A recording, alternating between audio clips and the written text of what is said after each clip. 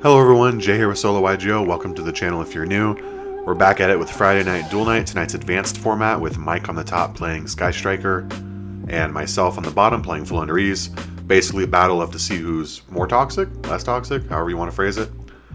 So we'll find out here soon. By the way, channel memberships are now live, so go ahead and click that join button and check those out. Same benefits as Patreon, so yeah, we really appreciate you guys, helps everything going.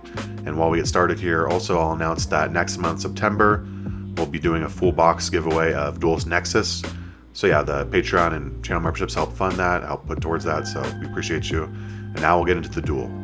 Mike opted to go second after winning the die roll because that's what most Sky Striker players like to do. So I'm going to start things off. Pot of Prosperity. It is hit with an Ash though, unfortunately, and this puts me in a precarious situation. But I am going to be able to chain D-Shifter, which at least is a hard floodgating in Sky Striker. So that's going to be able to go through.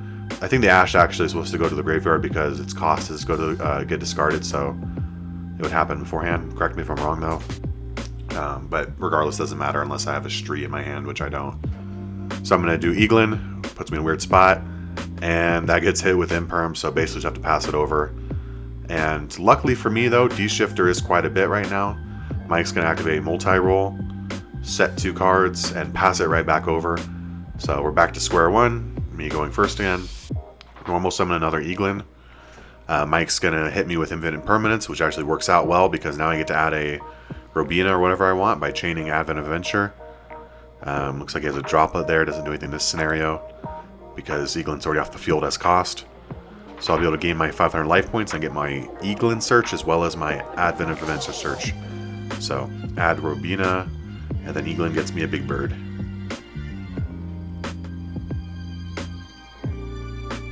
Gonna go into Apex Avian for the Omni Negate. I get my immediate normal summon again. Advent will go to the graveyard because D-Shifter has resolved. Gonna go into Robina. Don't really need a small bird, but at this point we're just getting card advantage, so we'll add another Robina for follow-up potentially. And the biggest thing being that we get our additional normal summon if that resolves, right? The effects of the Floowandereeze monsters have to go through in order to get your additional normal summon, so that's why things like Eaglin and Robina are better than Token and Stree, because it's a bit easier just to add out of your deck than it is to banish or add a card, especially early in the game. So we'll go Empin and then Chainlink 1. Chainlink 1 Empin and then get our Robina and Eaglin to add back. Little chain block in there for Ash, not that he has another one right now. And then we'll also get our Speller Trap. And we'll of course add Dreaming Town, sorry that it's out of frame there. Dreaming Town allows us to normal summon on the opponent's turn, so that's good to go.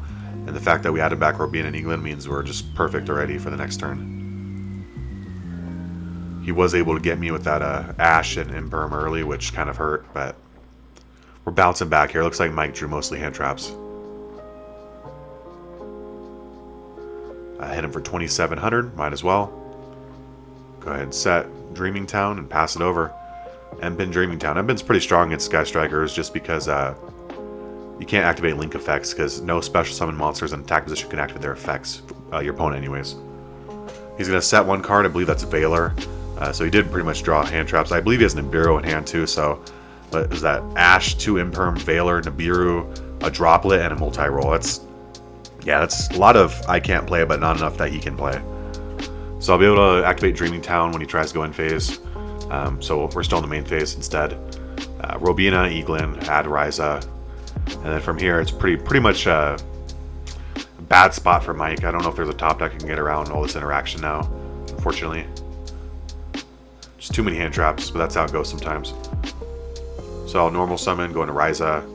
Ryza will allow me to add back Dreaming Town to my top deck, and then I'll be able to, I believe I return his set to his hand, and top deck his multi-roll.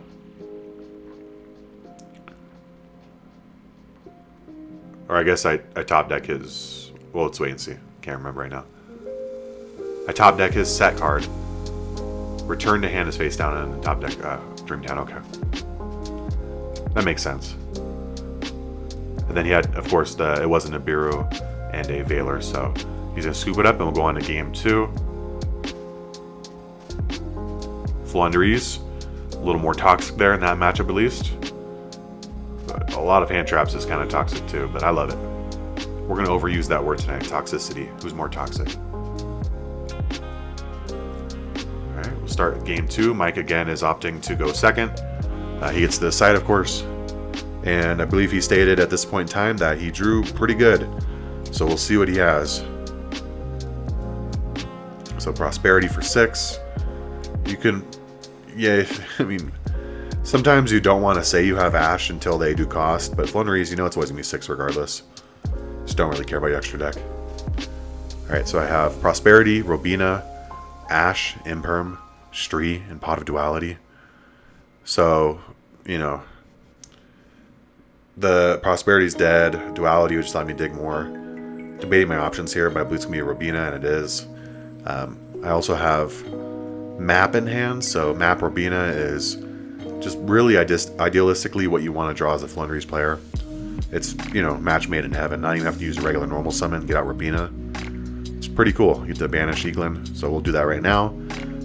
Activate Map, reveal Robina, banish Eaglin, and then you get to immediately normal summon the card you revealed, so be able to normal summon Robina. And then chain block for Ash by going chain link to Eaglin. So we're unable to chain block against Veiler and Imperm, as you just saw there's a Veiler. But we are able to chain block against Ash, so unfortunately he had the Veiler. And the most unfortunate part is actually that I didn't draw D-Shifter, because D-Shifter allows us to immediately play around Veiler, what else? Droll, Ogre, stuff like that. Ogre on the map. Those are some great hand traps that D-Shifter just says really no to. So we'll do our classic Flunder plays here. We'll add Empen. Go ahead and get rid of the Robina and Eaglin. Go into Empen. We already used Eaglin's effect in the banish, so we can only use Robina now. Go ahead and add Robina back. And then Empen gives us our Dreaming Town.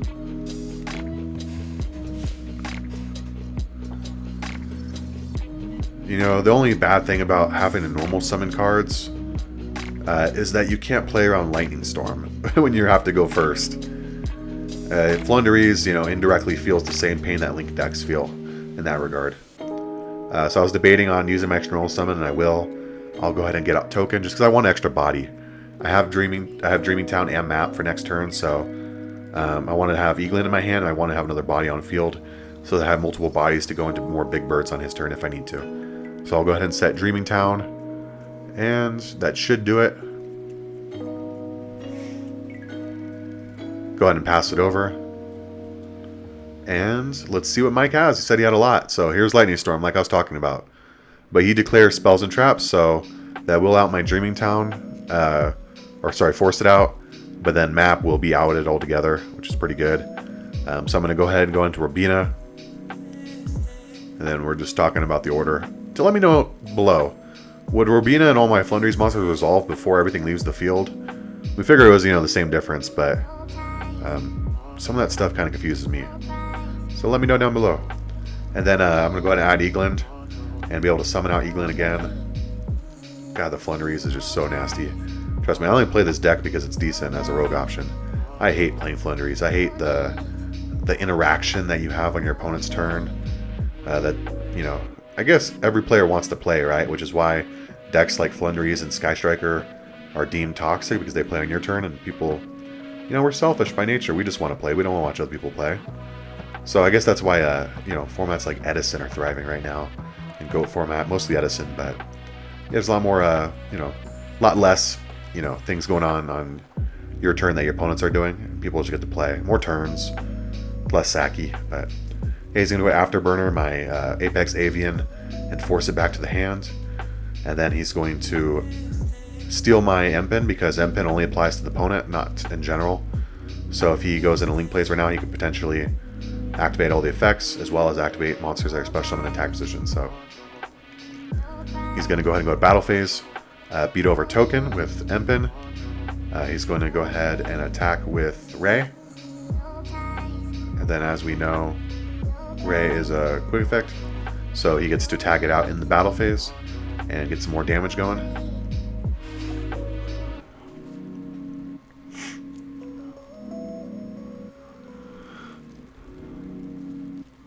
He's going to go into Hayate.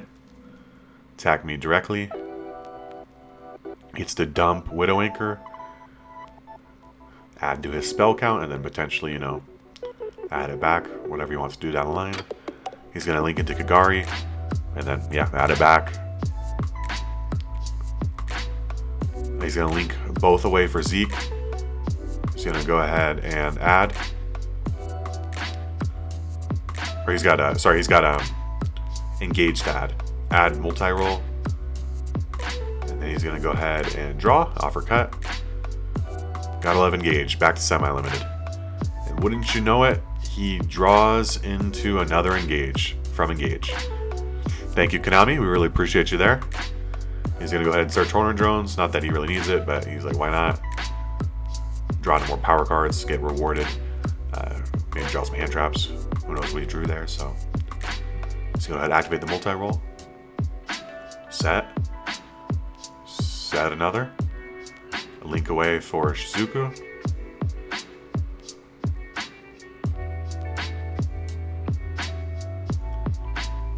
Activate the effect of Shizuku. And then go ahead and dump Widow Anchor.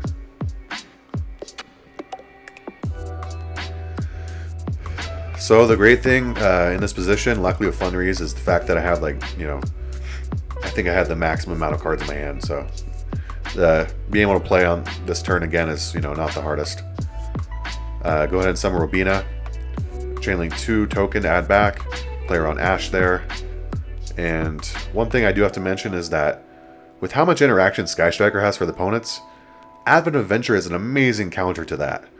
It's, you know, it's a Book of Moon on steroids, basically. So I'm going to get my plus 500, resolve my effect, and get a search. That's another thing to bring up about Advent Adventure. It's great for time. Old modern decks, especially prior to this new time increase, pretty much needed a way to win in time, you know. Think about the decks that were really having success at the high levels.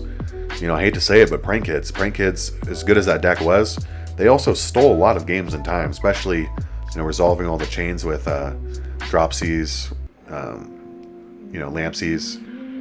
You know, I don't know if people were stalling or not, but, you know, leave it down in the comments below if you think they weren't. It's definitely something you need, though. Like, Sword Help Soul has Long One, this deck has Advent, but yeah, we're going to have normal summon Stree, banishes Ray, add back Robina, go into another normal summon. Getting rid of the Ray is just really good right there. And then the fact that Emben can't add himself back, but Token can, this is just ultimate value right here, getting rid of Ray and getting Emben before, with these two guys, you know, are one-ofs, before we go into another Emben. Extreme value right there. I am dealing with a attack point loss from Shizuku. I believe it's 500 right now, soon to be 600. Go ahead and get my search.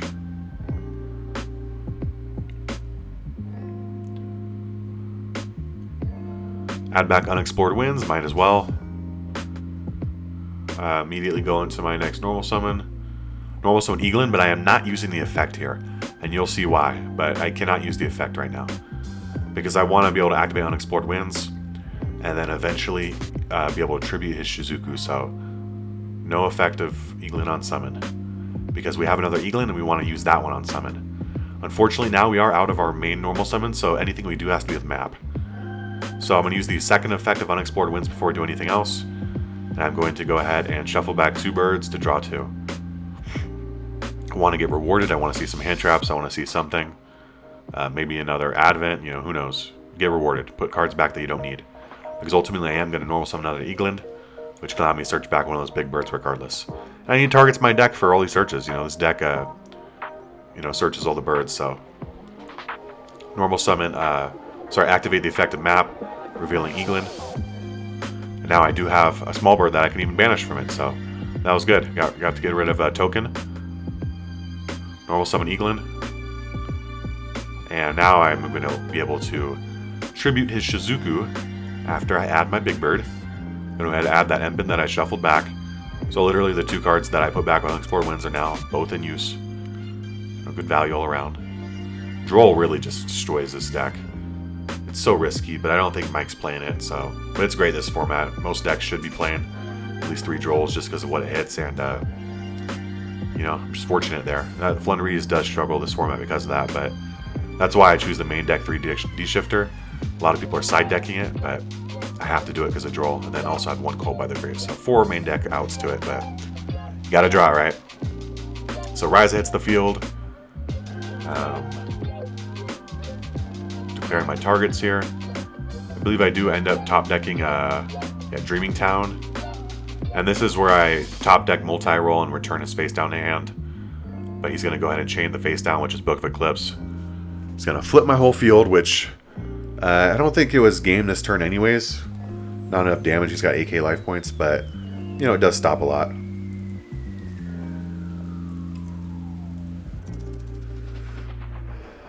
So I'm going to go ahead and set Dream. So I think that's Imperm. Set Imperm in the left column. Mike's right-handed, so at least I think he's right-handed. So I usually try and put things in columns that people might put their, you know, spells in later down the line. During the end phase, all my stuff does get flipped face up. It'll be in defense position though, and I'll be able to draw my 3 cards. That has put me 2 cards over the limit. I'm at 8 cards now, so I have to discard 2 cards. Dark Ruler does nothing on his turn right now, and I have multiple maps, so I don't need that. Mike's gonna go draw for turn. And he's going to activate multi-roll. He's got Hornet Drones, which plays around map. Link away. So here's something we have to explain. Empin is not an activated effect. He's a continuous effect. So Mike doesn't really understand that right here, so we have to talk about it, but he's trying to chain Widowmaker to Empin. Empin is not an activated effect. As soon as Kagari hit the field, it can no longer declare the effect activate.